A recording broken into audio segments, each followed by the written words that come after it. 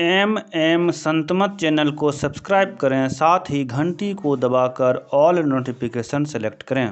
आप सभी से आग्रह है कि सत्संग को पूरा अंतिम तक देखें। बोलिए प्रेम से श्री सद्गुरु महाराज की जय। श्री सद्गुरु महाराज की जय। श्री सद्गुरु महाराज की जय।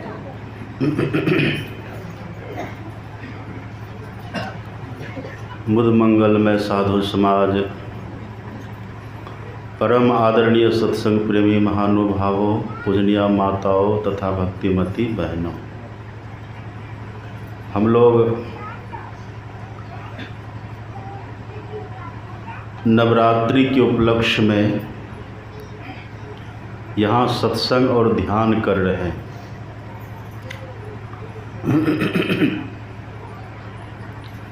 जहाँ पूरे भारतवर्ष में लोग बड़े उल्लास के साथ धूमधाम से माता दुर्गा, भगवती दुर्गा की पूजा कर रहे हैं, वही हम लोग यहाँ बैठकर प्रतिदिन समय से सत्संग और ध्यान कर रहे हैं।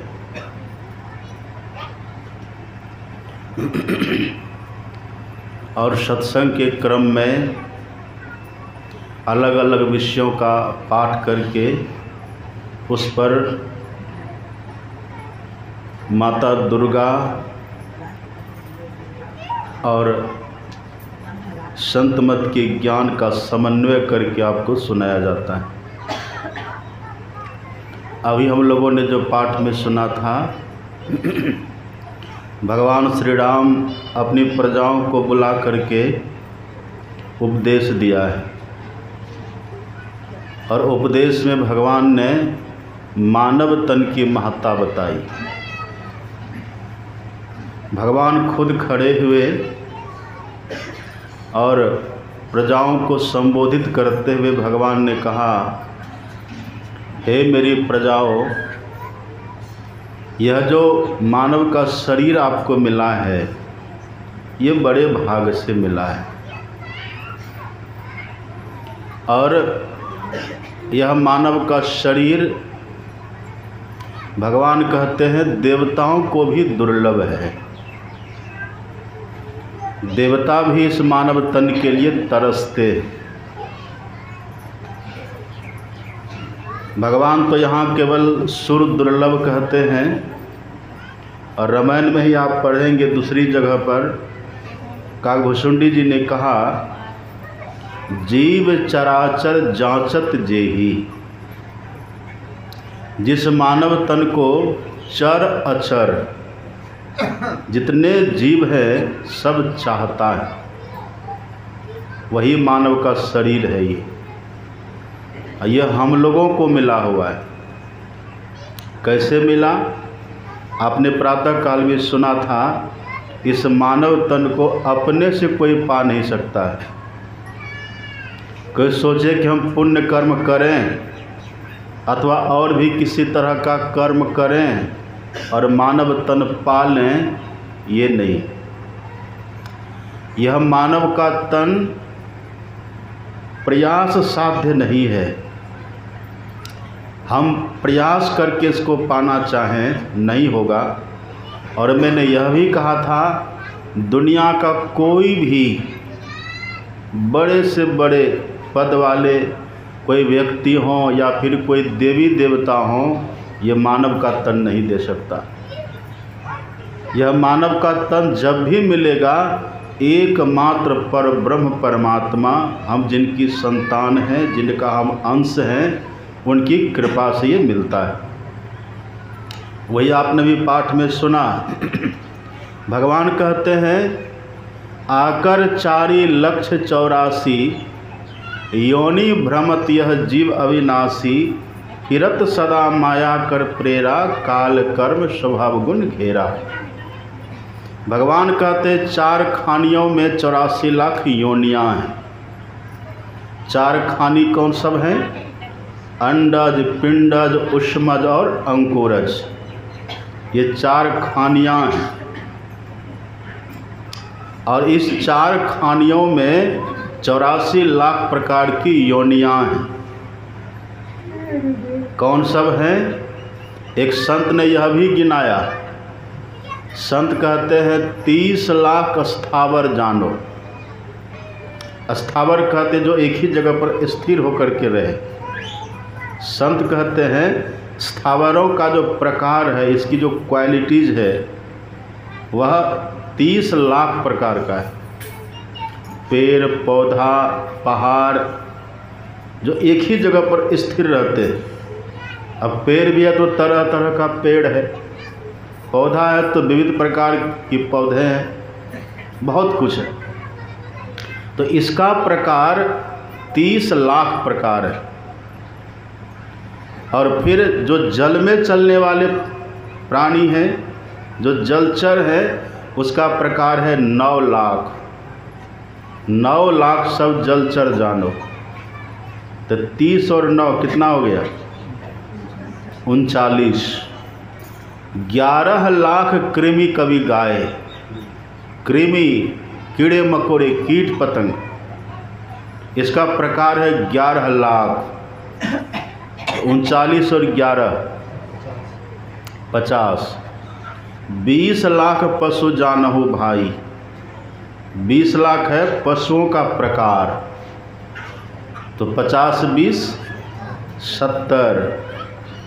और 10 लाख पक्षीगण बताए। पक्षियों का प्रकार है 10 लाख। 70 10 80। और 4 लाख बानर समुदायी। जब यह 84 कटी जाई, तब मानुष के तन पुनि आई।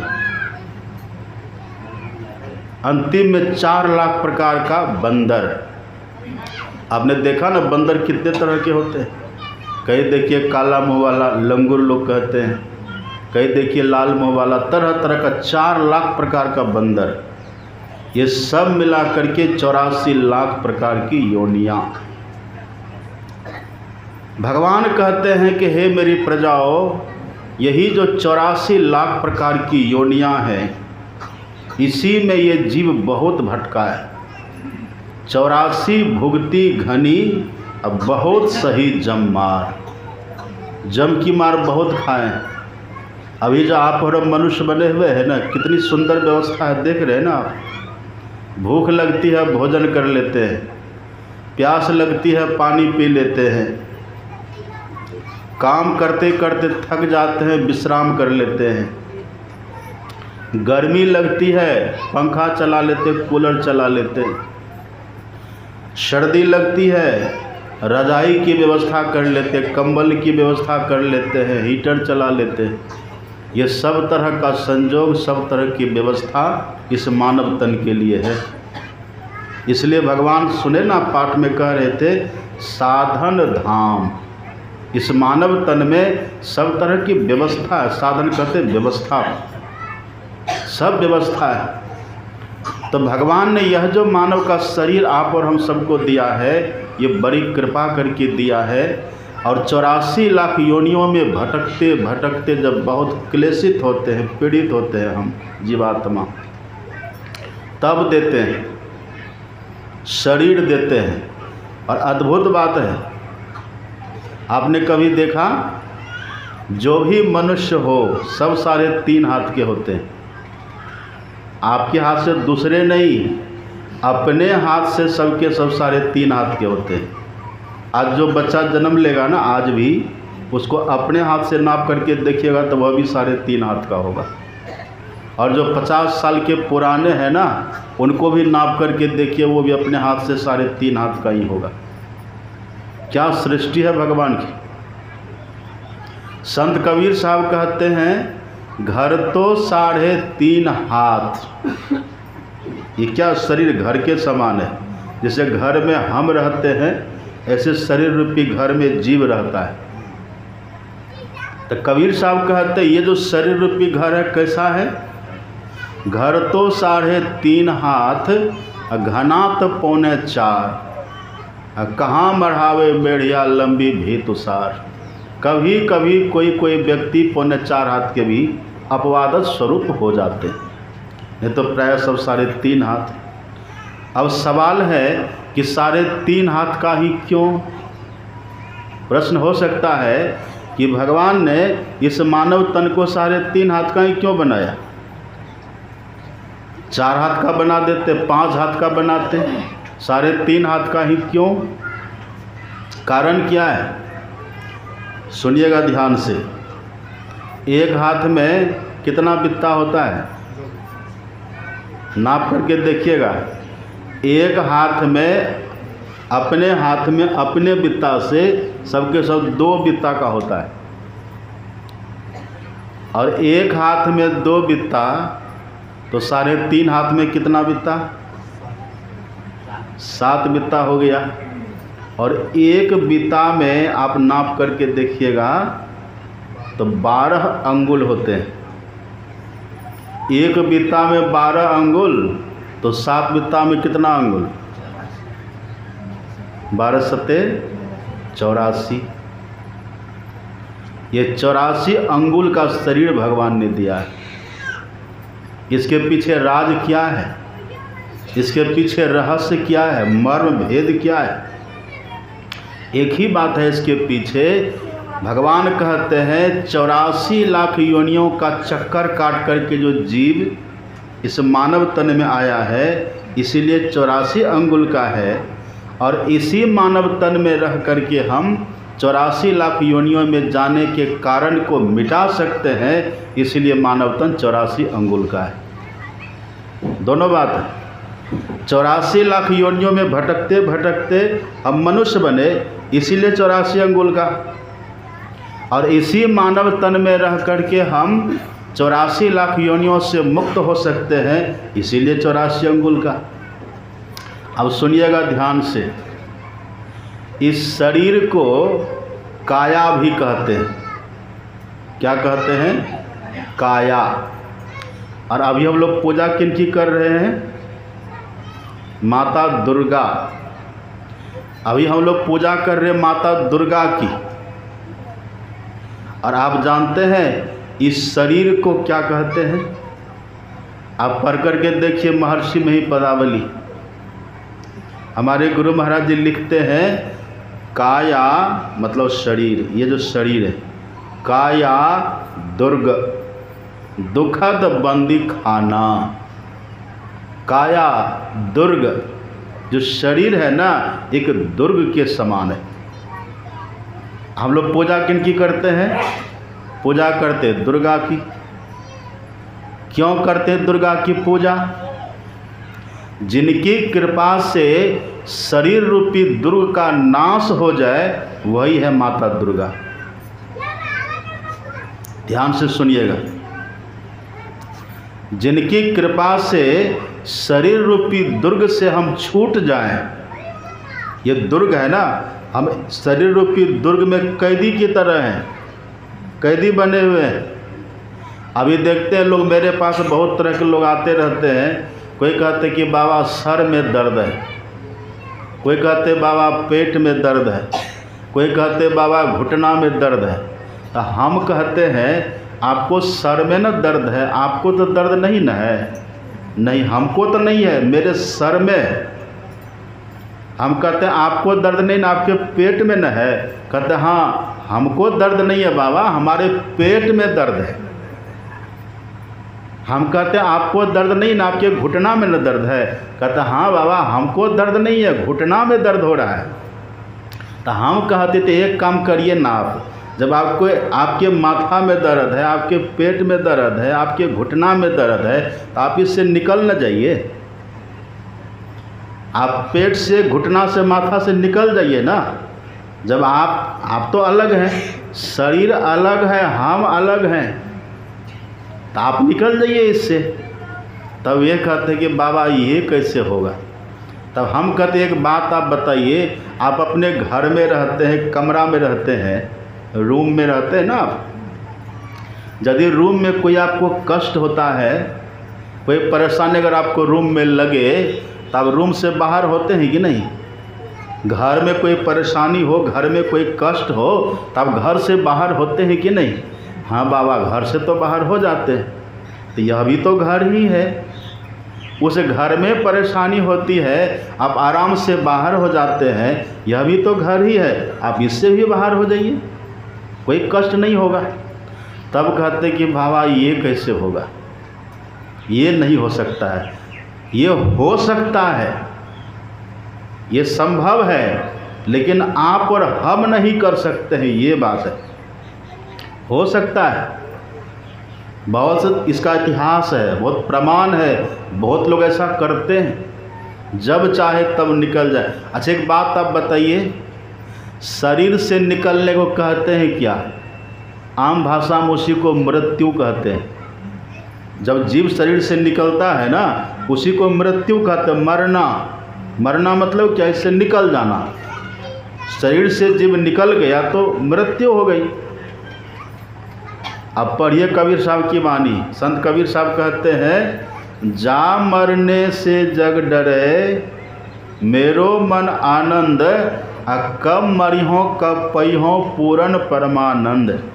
और आगे कहते हैं, मरिए तो मरी जाइए, छूटी पड़े जंजार। जंजार ये सब जो है परेशानियाँ, जंजार, जंजाल।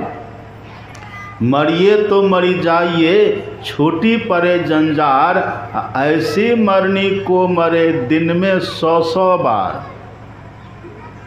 मतलब दिन में 100 बार आप इससे निकल सकते हैं, फिर आ सकते हैं। जैसे आप अपने घर में जब चाहें तब घुस जाते हैं, जब चाहें तब निकल जाते हैं। लेकिन यहाँ स्थिति क्या है? घर है, लेकिन स्थिति अभी हमारी कैसी हो गई है?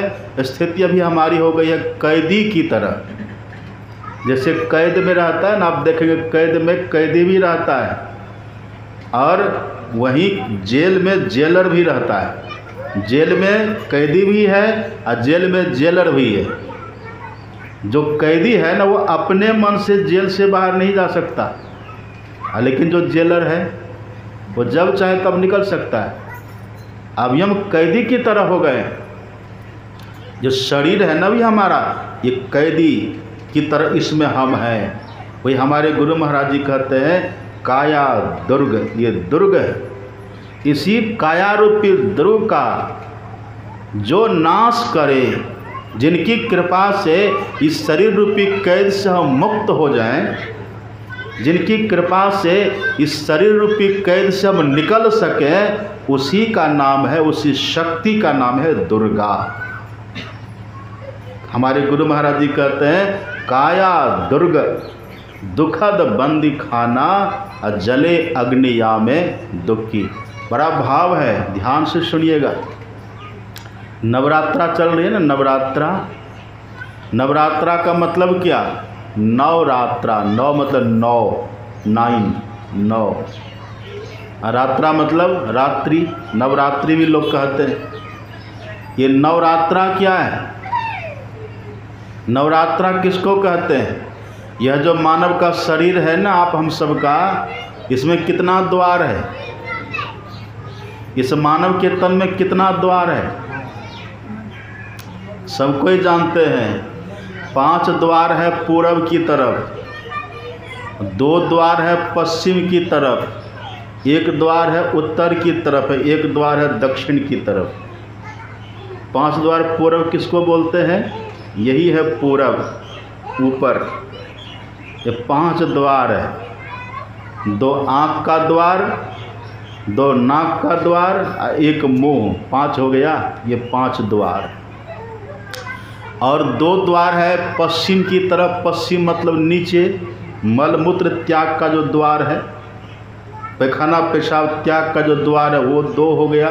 तो 5 और 2 7 हो गया।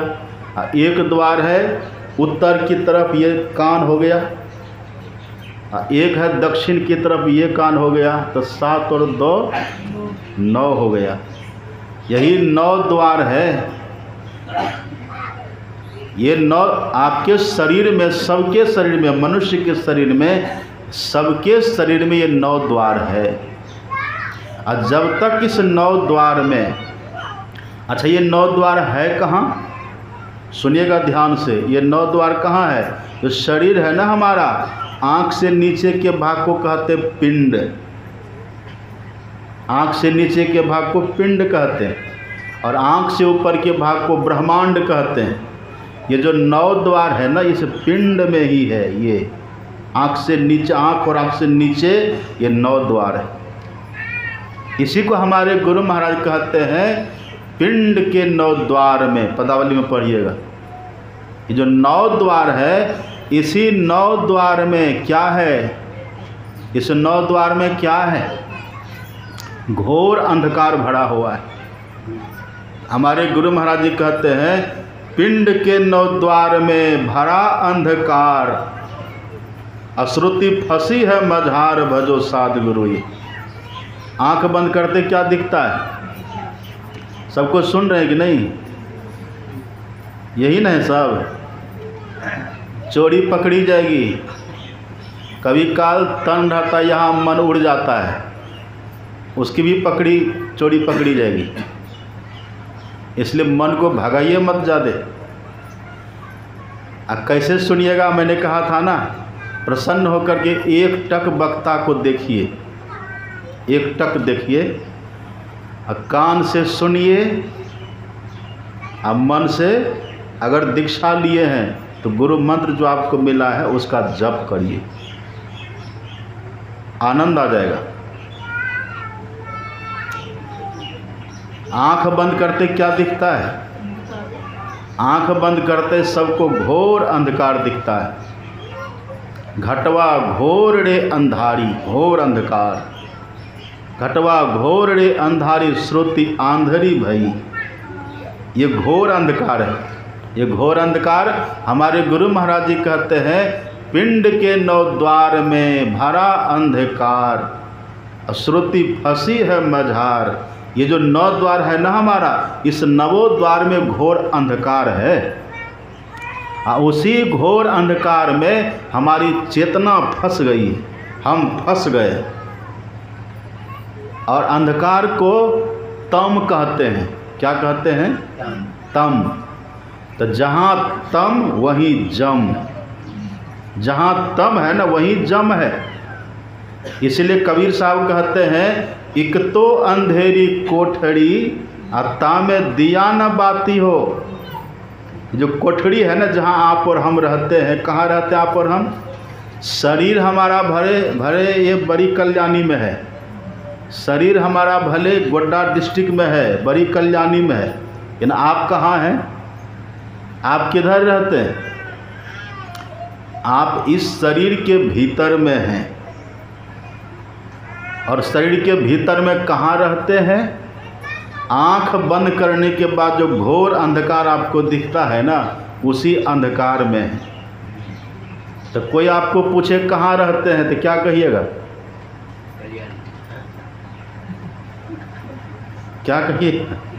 मूल असली बात यही है कि हम घोर अंधकार में रहते हैं, लेकिन ये कहना नहीं, ये समझना है। अब आप चले जाइए वहाँ पुलिस थाना चले जाइए, अब पुलिस पूछे कहाँ रहते हैं तो कह दीजिएगा अंधकार में, तो 2 डंडा मारेगा। ये कहने की बात है, समझने की बात है। और असली यही है। ये दुनिया तो झूठा, यहाँ सब कुछ झूठे चलता है, झूठे बोलना पड़ता है। लोग कहते हैं कि बाबा हम दीक्षा कैसे लें? हम बोलते हैं क्यों? तो झूठ अभी कहाँ छूटा है? तो झूठ कभी छूटेगा? जब तक संसार में रहिएगा तो संसार ही झूठ है, तो छूटेगा झूठ। कितनों बड़ा साधु हो जाए, पूछेंगे कहाँ रहते तो कह देंगे कुप्पा घाट में, कहना ही पड़ेगा। लेकिन हकीकत क्या है? हकीकत है तू उतरी पड़ियो तम माही। आप कहाँ हैं? अंधकार में। आँख बंद करने के बाद जो घोर अंधकार दिखता है ना, उसी घोर अंधकार में आप और हम सब के सब जीव रहते हैं। वही घोर अंधकार में रहते हैं, यही हमारा पता है। वही कबीर साहब कहते हैं एक तो अंधेरी कोठरी अता में दिया न बाती हो, अब बहिया पकड़ी जम ले चले कोई संग न साथी हो। कोई साथ जाएगा उस समय? कोई साथ नहीं जाएगा। जिसके लिए भी बहुत परिश्रम आप कर रहे हैं ना, कोई साथ जाने वाला नहीं है। धनानि भूमो पशवो ही गोष्ठे नारी गृहद्वारे सखा शमशाने देहस्थितायां परलोक मार्गे कर्मानुगो गच्छति जीव एक। अकेले जीव चलता, साथ में उसका कर्म जाता है। धन है तो धरती पर रह जाएगा। लोग कहते कि बाबा धन धरती पर कैसे रहेगा, साथ नहीं ले जाएंगे। हम कहते कैसे ले जाइएगा, कहते कैसे नहीं ले जाएंगे। उनको हम कहते कि देखिए अभी आप हैं ना, आप तरह तरह का ड्रेस पहनते हैं, गर्मी में अलग पहनते हैं, सर्दी में अलग पहनते हैं, रात को अलग ड्रेस, दिन को अलग ड्रेस आप पहनते हैं ना। इसी तरह से जब मरिएगा तो मरने के बाद का ड्रेस अलग होता है। जो भी मरेंगे, साधु मरेंगे तो उनको ही वही ड्रेस मिलेगा। आप गृहस्थ हैं, गृहस्थ मरेंगे तो उनको ही वही ड्रेस मिलेगा। कौन ड्रेस होता है, कौन सा ड्रेस मिलता है? मृत्यु के बाद आज तक आपने सुना कोई पैंट शर्ट में गया है शमशान, किसी को ले गया है? मृत्यु के बाद, मरने के बाद सबको एक ही ड्रेस मिलता है और वो है कफन।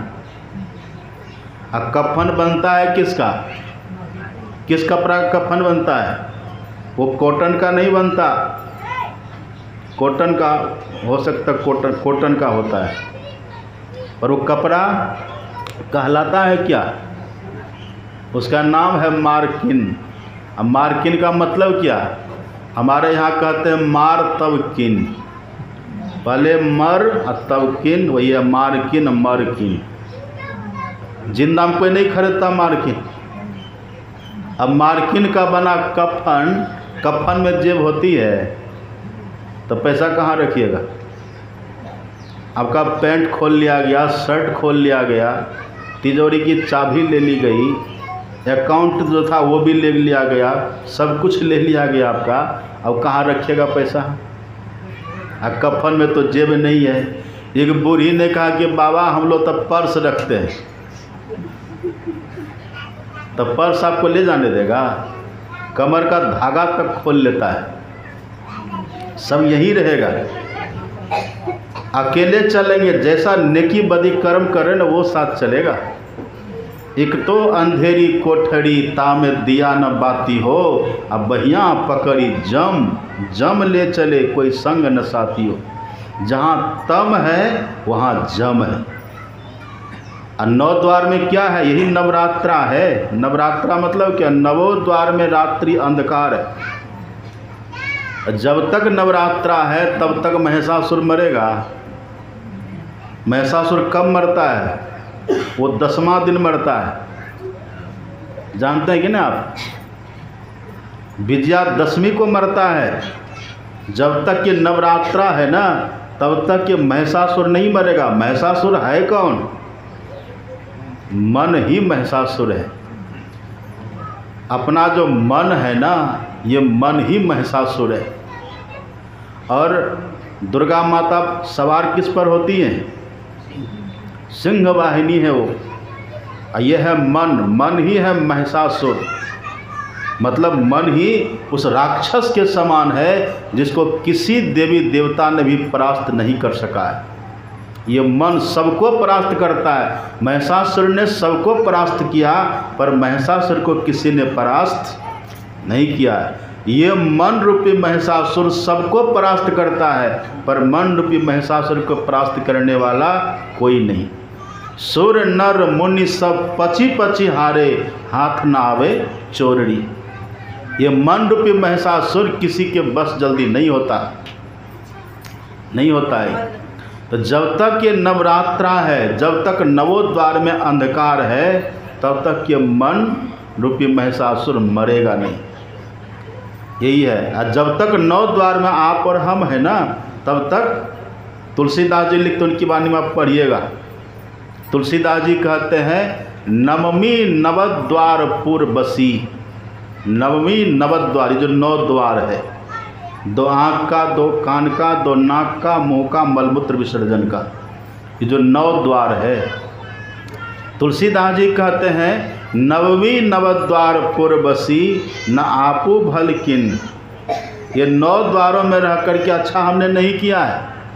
अब भगवान क्या कह रहे हैं यहाँ? भगवान कहते बड़े भाग मानुष तनु पावा, सुर दुर्लभ सब ग्रंथ ही गावा। भगवान कहते बड़े भाग से मानव का तन मिला है, बड़े भाग से मानव का तन तो मिला है। ये सुर दुर्लभ तो है, चराचर जीव इसको चाहता तो है, इसमें हम हैं। लेकिन साथ साथ यह भी ध्यान रखिए, इसमें जो 9 द्वार है ना, उसी में हमारी चेतना फंसी हुई है। और जब मरता है ना कोई जीव, कोई शरीर जीव जो शरीर छोड़ता है, मरता है कोई व्यक्ति, तो इसी 9 द्वारों में से किसी एक न एक द्वार से निकल जाता है, इसी 9 द्वारों में से निकलता है। और 9 द्वारों से निकलेंगे तो होगा क्या? संत गरीबदास जी कहते हैं नवमी नवो द्वार जब जई हो। मरने के समय जाना ही पड़ेगा। जब मरिएगा ना, अभी तो देह के भीतर है ना, शरीर के भीतर अभी है, तो मरेंगे तो इससे निकलना पड़ेगा। इससे निकलेंगे हम तो किधर से निकलेंगे? द्वार तो नव ही है ना, तो इधर से निकलना पड़ेगा। गरीबदास जी कहते हैं नवमी नवो द्वार जब जई हो, जम के पहरा देखी डरई हो। या जम का पहरा पड़ता है, इसी 9 में से किसी एक द्वार से निकलना है। इस मनुष्य शरीर में रह कर के जो पुण्य कर्म करते हैं वो ऊपर के द्वार से निकलते हैं, और जो बहुत बड़ा पापी होता है वो नीचे के द्वार से निकलते, वो सीधा नरक जाते हैं। जो पुण्यात्मा लोग होते हैं, साधक नहीं, साधना नहीं करते, गुरु से दीक्षा लेकर को ध्यान साधना नहीं करते, और इसी नवोद्वार में रह कर के मर रहे हैं, तो या तो ऊपर की आँख से निकल जाएगा। आप कभी कल देखिए किसी व्यक्ति की मृत्यु के समय आँख खुली रह जाती है, मतलब क्या? आँख से निकल गया। या फिर आँख बंद है तो समझिए नाक से निकल गया होगा, या फिर कान से निकल गया होगा, या फिर मुंह खुला रहे तो मुंह से निकल जाता है। वही कबीर साहब कहते हैं, आप उनकी वाणी में पढ़ेंगे, कबीर साहब कहते हैं नैनो माही मन बसे। आँख में रहते हैं, मैंने कहा था ना दोनों आँखों के ठीक मध्य में तीसरी आँख है, वहीं पर आप और हम मन के साथ में रहते हैं। वही कबीर साहब कहते हैं नैनो माही मन बसे, वो आँख में रहते हैं। और निकसी जाए नोट, और जब इससे निकलने का समय आता है ना, जब मृत्यु का क्षण आता है, इसी 9 में से किसी न किसी एक द्वार से हम निकलते हैं। और निकलने के समय क्या होता है? वो जम का दर्शन होता है सबको, और जम बड़ा भयंकर होता है। जैसे पुराणों में वर्णन है ना, पढ़कर के वर्णन को पढ़कर के भीतर कांप जाता है। करो रे मनवा दिन की तदवीर, और जब जमराजा आन पड़ेंगे नेक धरत नहीं धीर। अब मुंगरी न मारी के प्राण निकासत, मार मार करके इस जीव को इस शरीर के भीतर से निकालता है। मुंगरी न मारी के प्राण निकासत, व्याकुल होत शरीर, करो रे मनवा दिन की तदबीर। याद करिए, किए कर तो माई बाप, किए कर तो भाई, और किए कर तो घर के त्रिया जमवा ले जाई। आगे आगे कहरिया भैया दुलिया ले जाए, और पीछे पीछे जम रैया मुंगरा दे ले जाए। बड़ा कष्ट होता है। तो यही जो 9 द्वार है ना, यही नवरात्रा है। तो जैसे अभी हम लोग ध्यान कर रहे हैं, ये 9 दिन का कार्यक्रम लोग ध्यान करते बहुत जगह। ये क्यों है? इसीलिए है कि हम 9 द्वारों से ऊपर उठ जाएं। कबीर साहब कहते हैं 9 को सोधी सीढ़ी सीढ़ी लाओ, एक बेर सुमेर चढ़ाओ। सुमेर क्या? वही 10वां द्वार। जब तक हमारी चेतना 9 द्वार में है तब तक नवरात्रा है। सुन रहे ना बात? जब तक 9 द्वारों में हम कैद हैं, जब तक हमारे भीतर घोर अंधकार है, तब तक नवरात्रा है। ये मत समझिए कि साल में 1 बार नवरात्रा या चाहे 2 बार, वो चैत में भी आता है ना, ये 2 बार आता है, ऐसा मत समझिए। सब दिन हम नवरात्रा में ही रह रहे। कभी विजयादशमी हमारे जीवन में अभी तक आई ही नहीं, और जब तक विजयादशमी जीवन में नहीं आएगी तब तक ये महिषासुर मरने वाला है नहीं। ये विजयादशमी कब होगी? विजयादशमी का मतलब होता है विजय की दशमी। जिस जहाँ जाकर के विजय मिले, जिस दस में विजय प्राप्त हो, वो कौन सा दसवां है? वह है 10वां द्वार। उसी को बोलते हैं दशम द्वार। ये 9 द्वार है। जब तक 9 द्वार में है तब तक नवरात्रा है, और जब 10वां द्वार में जाएंगे तब विजयादशमी। और जैसे 10वां द्वार में जाएंगे, 10वां द्वार में प्रवेश करते ही जो शरीर है ना हमारा, ये स्थूल शरीर, ये छूट जाएगा। ये दुर्ग है। जैसे शरीर हमारा छूटा, बस सही दुर्गा पूजा हो जाएगी। वही इसलिए कहते हैं ना, काया दुर्ग। इस शरीर क्या दुर्ग के समान है। तो जिस उपाय से हम, जिनकी कृपा से इस शरीर रूपी दुर्ग से छूट सके, बच सके, उसी को बोलते हैं दुर्गा। सुन रहे बात? सुन रहे कि सो रहे?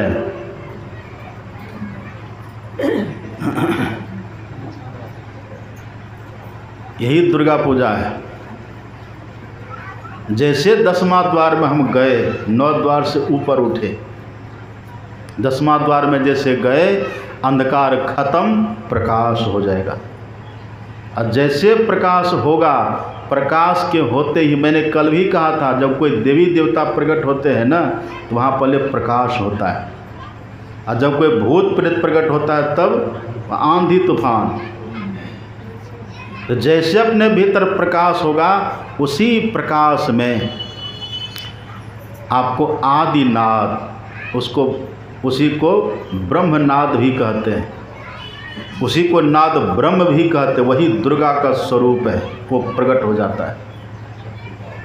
शक्ति का स्वरूप वही, वो प्रकट हो जाता है। इसलिए हमारे गुरु महाराज जी कहता है, पढ़िएगा पदावली में, गुरु महाराज जी कहते हैं, अव्यक्त अनादि अनंत अजय अज आदि मूल परमात्म जो ध्वनि प्रथम स्फुटित पराधारा जिनसे कहिए स्फोट है सो है। स्फोट वही, उद्गीत वही, ब्रह्मनाद, ब्रह्म ओम वही। आगे कहते कहते गुरु महाराज जी कहते हैं, है सर्वव्यापिनी ध्वनि राम वही। सर्वकर्षक मतलब कृष्ण, जो सबको कर्षण करे, अपनी तरफ खींचे, वही कृष्ण है।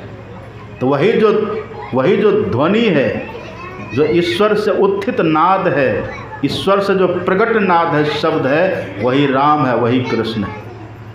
हमारे गुरु महाराज जी कहते हैं, है सर्वव्यापिनी ध्वनि राम वही, सर्वकर्षक हरि कृष्ण नाम वही। सर्वकर्षक का मतलब हम सबका मन रूपी महिषासुर। हमारे गुरु महाराज जी कहते हैं, है सर्वव्यापिनी ध्वनि राम वही, सर्वकर्षक हरि कृष्ण नाम वही।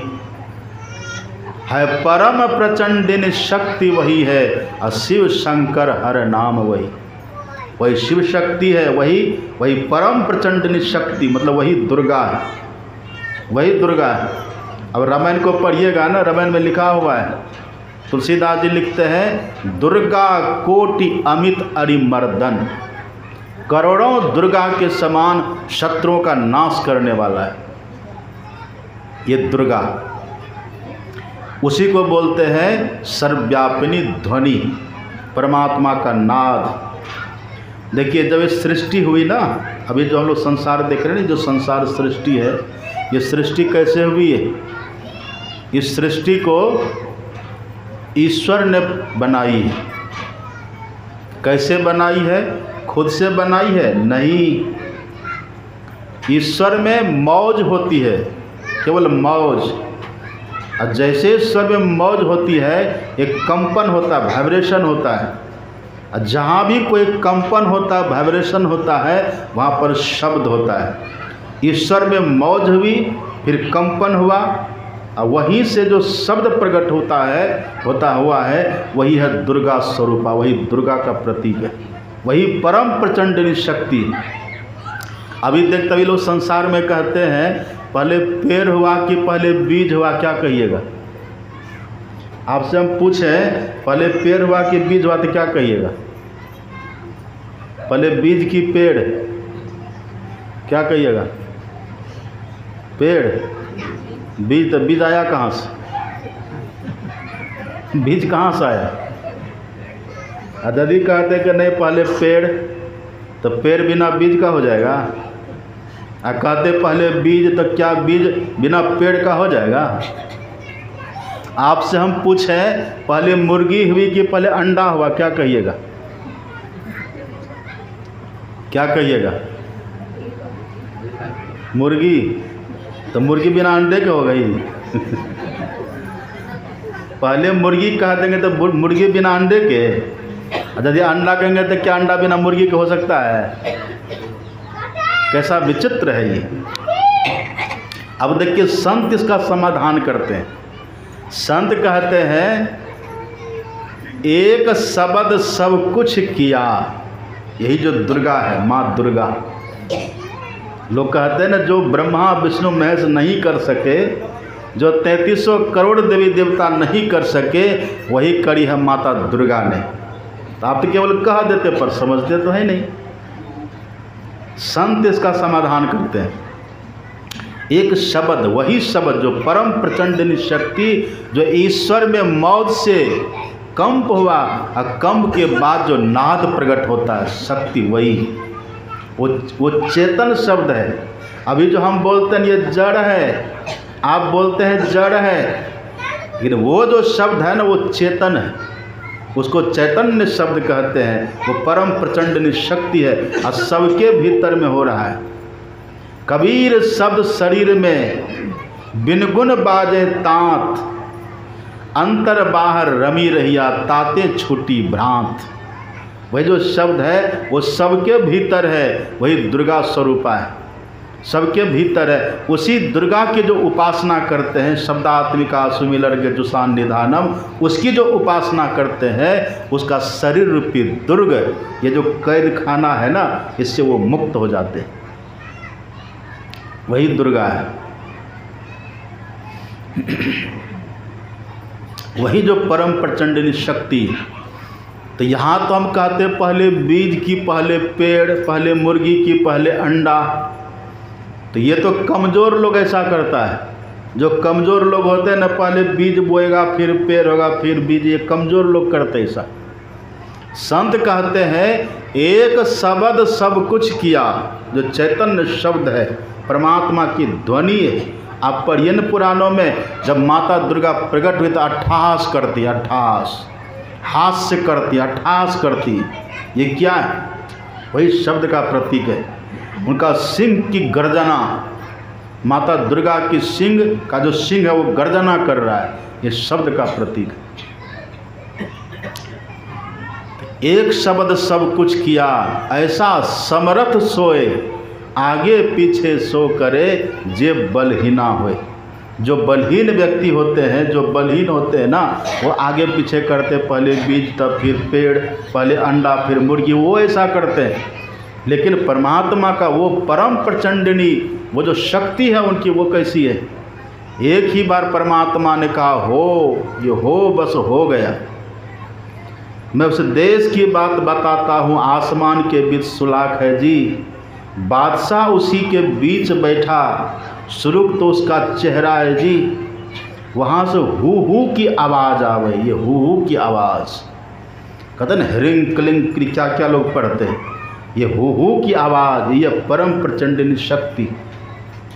यही जब शक्ति प्रकट होती है किसी के भीतर, तो ये मन रूपी महिषासुर मरता है। ये शक्ति प्रकट कब होती है? वही जब विजयादशमी, जब 10वां द्वार में हम प्रवेश करते हैं।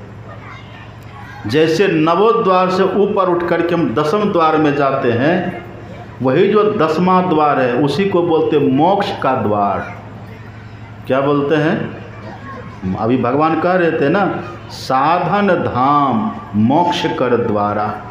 वही 10वां द्वार है, उसी को विजयादशमी, वही प्रवेश करने से होता है, उसी को मोक्ष का द्वार भी कहते हैं। मोक्ष का द्वार क्यों कहते हैं? जैसे प्रकाश अपने भीतर हुआ, प्रकाश होते ही फल क्या होगा? हमारे गुरु महाराज जी कहते हैं, भाव प्रकाश मिटल अंधियारी। आंख बंद करने के बाद जो अंधकार था ना, ये अंधकार मिट गया। कैसे मिटा? जब वो 10वां द्वार खुला। ये 9 द्वार बंद हुआ, वो 10वां द्वार खुला। बंद होने का मतलब इससे चेतना का सिमटाव हो गया। नवों द्वारों से हमारी चेतना का सिमटाव हो गया। वो 10वां द्वार खुल गया। जैसे 10वां द्वार खुला तो फिर कहते, गुरु महाराज जी कहते, भाव प्रकाश मिटल अंधियारी, अंधकार वो मिट गया। अपने भीतर का जो अंधकार है ना, ये इसी तरह से मिटता है। दुनिया का कोई भी प्रकाश उस अंधकार को मिटाने में समर्थ नहीं है। भाव प्रकाश मिटल अंधियारी, सुख भयल बहुत तेर है। अब देखिए, गुरु कृपा की कीमत नाही, मिटल 84 फेर है। 84 का फेरा अब मिट गया। ये मानव का तन क्यों मिला था? 84 के चक्कर से बचने के लिए। ये मानव का तन क्यों मिला था? 84 लाख योनियों में जाने से बचने के लिए। तो एक यही उपाय है बस। जो असली विजयादशमी मनाते हैं, जो 9 द्वारों से अपनी चेतना को खींच करके सिमट करके 10वां द्वार में ले जाते हैं, वही प्रकाश में जाते हैं। हमारे गुरु महाराज जी कहते हैं, गुरु कृपा की कीमत नहीं। जैसे प्रकाश हुआ तब पता चलता है, अरे गुरु की कैसी कृपा है। यदि गुरु की कृपा न होती तो आज ये दर्शन हमको नहीं होता। गुरु कृपा की कीमत नहीं, हम मिटल 84 फेर है। 84 का फंदा हमारा मिट गया। यही लाभ है। इसलिए मानव का तन 84 अंगुल का है। ये दुर्ग है। इसी तरह से हम इसको, इस शरीर रूपी दुर्ग से मुक्त हो सकते हैं और कोई उपाय इसके सिवा नहीं है।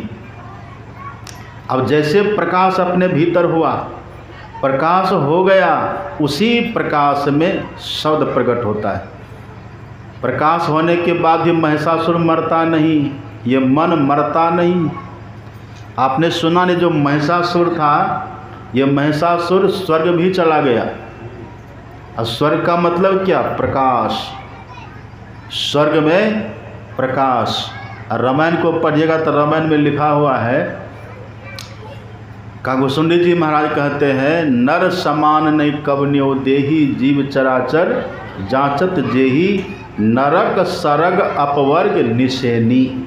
इसी मानव तन में नरक भी है, इसी मानव तन में स्वर्ग भी है, और इसी मानव तन में अपवर्ग भी है। सब इसी में है। तो जब तक हम घोर अंधकार में हैं, जब तक घोर अंधकार में है, तब तक समझिए नरक में है। क्यों ऐसा समझेंगे? क्योंकि नरक का अर्थ होता है, नरक का मतलब ही है न कम यत्र इति नरकम।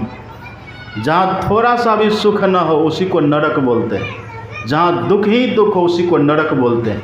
तो जब तक हम घोर अंधकार में है ना, तब तक हम दुख में रहते हैं। पढ़िए पदावली।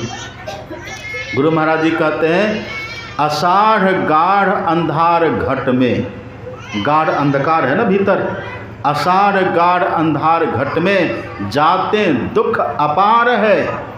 इसलिए अपार दुख हो रहा है, यही कारण है। हमारे गुरु महाराज जी दूसरी जगह पर कहते हैं, जगतम कूप, सुनिएगा ध्यान से सुनिए, नरक क्या है ध्यान से सुनिए। जगतम कूप बराही भयंकर, घट बीच घोर अंधारी। अपने भीतर में जो घोर अंधकार है ना, ये कैसा है? ये जगतम कूप बराही भयंकर, घट बीच घोर अंधारी, तामे जीव सहे नाना दुख। यही है दुख। न कम यत्र इति नरकम, इसलिए अंधकार को नरक कहा गया। तामे जीव सहे नाना दुख, सुधि निज घर की बिसारी। ये घोर अंधकार ही नरक का प्रतीक है। और स्वर्ग में क्या होता है? स्वर्ग में सुख होता है, स्वर्ग में प्रकाश रहता है। तो जो साधक अपने भीतर ठीक ठीक गुरु से जुक्ति जान करके साधना करते हैं, अपने से करेंगे तब नहीं होगा। जो गुरु से जुक्ति जान करके और तब ठीक ठीक साधना करते हैं, तो उनके भीतर प्रकाश होता है, प्रकाश हो जाता है। भाव प्रकाश। हमारे गुरु महाराज जी कहते प्रकाश हो गया। भाव मतलब हो गया। ये दूसरे की बात नहीं कह रहे, अपनी अनुभूति बतला रहे हमारे गुरु महाराज।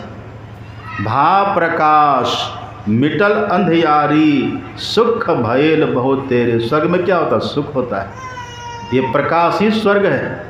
वो महिषासुर कैसा था? स्वर्ग में भी धावा बोल दिया और इंद्र को खबर भेजता कि कहो इंद्र से हमसे युद्ध करेगा।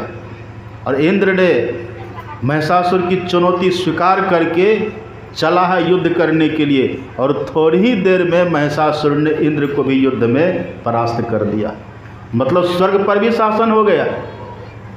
इसका भाव ये है कि आप ये मत समझिए कि यदि कोई साधक बहुत साधना करके योगी बन गया, योगी मतलब क्या? एक दृष्टि करी समसरी जाने जोगी कहिए सोई। जब तक हमारे भीतर में अंधकार है तब तक हम भोगी हैं, और जब प्रकाश हुआ तब जोगी बन गए, दोनों दृष्टिधार मिल गई। ऐसा जोगी भी ये नहीं कह सकता कि मंडूपी महिषासुर हमारा मर गया। अंधकार की बात तो छोड़िए, जितना पूजा पाठ अभी संसार में हो रहा है ना, जितना भी सब अंधकारे में हो रहा है। यदि कोई बर्भागी इससे निकल जाए और गुरु कृपा से साधना करके प्रकाश में चला जाए, तो वहाँ पर भी ये नहीं समझना चाहिए कि मन हमारा खत्म हो गया। वहाँ भी मन है। प्रकाश कहाँ होता है? अज्ञा चक्र के ऊपर वाले भाग में, सहस्रदल कमल में, त्रिकुटी में प्रकाश है। ये मंडूपी महिषासुर कहाँ तक जाता है? पर ये लिखा हुआ है, मन बुद्धि हंकार की है त्रिकुटी लग दौड़। ये जो मन है ना, ये सूक्ष्म मंडल के शिखर तक जाता है, सूक्ष्म कारण मंडल तक ये जाता रहता है। ये मन ऐसा है। तो प्रकाश होने के बाद भी ये मन नहीं मरता। जैसे वो महिषासुर स्वर्ग में भी जाकर के इंद्र को परास्त कर दिया, लेकिन खुद नहीं हारा है, ऐसे मन प्रकाश में जाने के बाद भी साधक के भीतर रहता है। और जब तक मन है तब तक मनोज है। मनोज मतलब क्या? मन से उत्पन्न विकार तब तक है, तब तक रहता है। लेकिन उसी प्रकाश में स्वर्ग है। प्रकाश क्या है? स्वर्ग। लेकिन अपने भीतर जिनको गुरु कृपा से माता दुर्गा की प्राप्ति हो गई, मतलब नाद श्रवण हो गया, वही है मोक्ष, वही है अपवर्ग। अपवर्ग क्यों कहा? इसीलिए कि नाद सुनते ही जब से अनहद घोर सुनी, इंद्री थकित गलित मन हुआ, आशा सकल भुनी। मन गल जाता, मन मर जाता है। यही द्वार इस मानव के शरीर में। वही भगवान अपनी प्रजाओं से कहते हैं, मेरी प्रजाओं बड़े भाग मानुष तनु पावा, सुर दुर्लभ सब ग्रंथ ही गावा, साधन धाम मोक्ष कर द्वारा इसी में है। अब सुनिएगा ध्यान से। अब अंतिम में भगवान कह देते हैं, इतना सुंदर मानव का तन मिला, और इतने सुंदर मानव तन को पाकर के यदि भगवान कहते हैं, अगर पाई न जही परलोक समारा, परलोक को नहीं ठीक कर लिया। परलोक का मतलब क्या है? पर का मतलब होता है ऊपर, ऊपर का जो लोक है। ऊपर का मतलब ये ब्रह्मांड, ब्रह्मांड में ही स्वर्ग है, इधर ही अपवर्ग मोक्ष है। ये मानव तन बड़ा अद्भुत है, विचित्र है ये मानव का तन। ब्रह्मांड लक्षणम सर्वदेह मध्य व्यवस्थितम, विचित्र है शरीर मानव का। तो इसी मानव तन में रह कर के जो परलोक अथवा मरने के बाद जहाँ हम जाएंगे उसको ही परलोक कहते हैं। उसको यदि हमने ठीक नहीं किया तब भगवान कहते हैं, पाई ने जही परलोक समारा, तो फल क्या होगा? सो पर अत्र दुख पावई। सुनिएगा ध्यान से। भगवान कहते हैं पर अत्र दुख पावई, मतलब मरने के बाद जहाँ जाएंगे वहाँ भी दुख होगा, और जब तक यहाँ हैं तब तक यहाँ भी हम दुख में ही रहेंगे। इसलिए अगर दुख से बचना चाहते हैं तो गुरु के पास जाइए, उस द्वार का पता लगाइए, उसमें प्रवेश करने का साधन करिए। ये असली दुर्गा पूजा करिए, ये असली दुर्गा पूजा है। नवरात्रा समझ गए ना क्या है? अब विजयादशमी भी तो जान ही गए। ये असली दुर्गा पूजा है, वह भी ठीक है, उसका विरोध नहीं है। मंदिर में माता दुर्गा की मूर्ति है, वो भी लोग करते हैं। अरे कुछ तो कर रहे हैं ना। जब तक माता के मंदिर में तब तक शराब तो नहीं न पिएगा। जब तक माता के मंदिर में तब तक वो जुआ तो नहीं खेलेगा, कुकर्म तो नहीं करेगा, उतना भी ठीक है, पर वही सब कुछ नहीं है, ये असली है, ये करना चाहिए सबको। इससे हमारा कल्याण है। ये शरीर रूपी जो दुर्ग हमारा है, जो कैद खाना की तरह है, इससे हमारी मुक्ति है। जैसे मन मरेगा तन भी खत्म, मन भी खत्म, सारी इंद्रियों का बंधन खत्म। जो हम हैं सर्वं त्यक्त्वा मनः पित्वा योषि सोषि स्थिरो भव, हम जो हैं उसको हमारा दर्शन हमको हो जाएगा और फिर ईश्वर का दर्शन हो जाएगा, हमारा कल्याण होगा।